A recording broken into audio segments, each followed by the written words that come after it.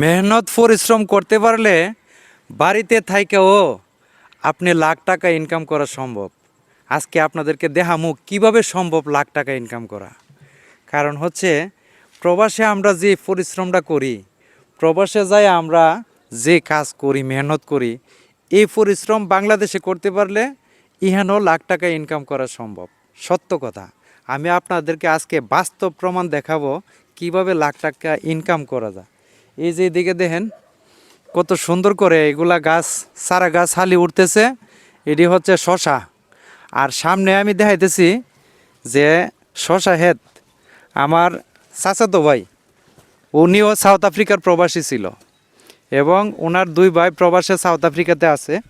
এখন এই সাউথ আফ্রিকাতে থাইকা এই সম্পদগুলা, এই সম্পদটি এখানে প্রায় 2-2.5 কানি জমি, এই জমিগুলা হেরা কিনছে এবং এই বাড়ির জায়গা কিনছে, ওই পাশে একটা জায়গা কিনছে। তো এই জায়গাটাতে এখন মানে শশা করছে, আবার ওই দিকেও একটা জমিতে শশা করছে। তবে হেরা প্রচুর শ্রম দিতেছে, প্রচুর সময় ব্যয় করতেছে এই শশা ক্ষেতের তলে। তো যেমন সময় দিতেছে, যেমন সময় ব্যয় করতেছে, এরকম দেখেন এই যে প্রত্যেক দিন এরকম শশা, এই যে এরকম শশা ফাড়তেছে। এখন এই যে দেখেন শশা ক্ষেতের সাইডে, আমি আপনাদেরকে দেখাই, শশা ক্ষেতের সাইডে এই যে পেঁপে গাছ, হাঙ্গারে পেঁপে গাছ লাগিয়ে রাখছে। মাশাল্লাহ, পেঁপেও কিন্তু অনেক পেঁপে আসছে, অনেক পেঁপে আসছে। তবে এসব কাজ করতে গেলে কঠোর পরিশ্রম করতে হবে। কঠোর পরিশ্রম করতে পারলে তাহলে সফলতা কোনো ব্যাপার না, সম্ভব।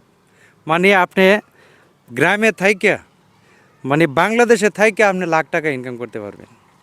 আমার ওই যে এক প্রবাসী ভাই ওই বাড়ির, মানে ওই যে গরুর ফার্ম দিছে, মানে গরু ফার্ম দিয়া অনেক টাকার মালিক, অনেক টাকার মালিক, কিন্তু কঠোর পরিশ্রম করা লাগে।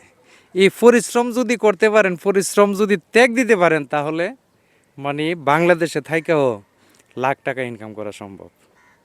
আমি আপনাদেরকে দেখাইলাম সরাসরি, ভিতরে ঢুকতে পারবো না, মানে ভিতরে হেরা আছে, কাজ করতেছে এবং ওই যে শশা ফাটতেছে, আর ভিতরে যাওয়ার কোনো পরিবেশ নাই, মানে অনেক অন্ধকার ভিতরে।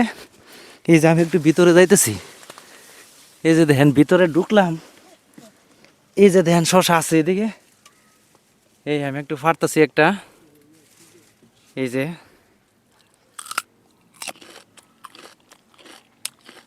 সেই স্বাদ। কিন্তু পরিশ্রম কোনো দিন বিফলে যায় না। আপনি যেখানে যে অবস্থানে থাকেন, যদি কঠোর পরিশ্রম করতে পারেন, তাহলে আপনি যে কোনো জায়গাতে ইনকাম করা সম্ভব। সত্য কথা এটা।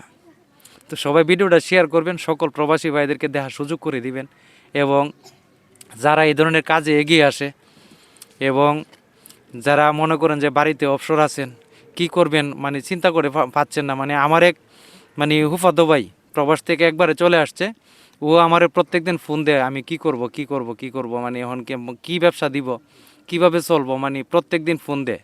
তা আমি আরে বিভিন্নভাবে পরামর্শ দেই। তো সবাই ভিডিওটা শেয়ার করবেন, সবাইকে দেখার সুযোগ করবেন। আসসালামু আলাইকুম।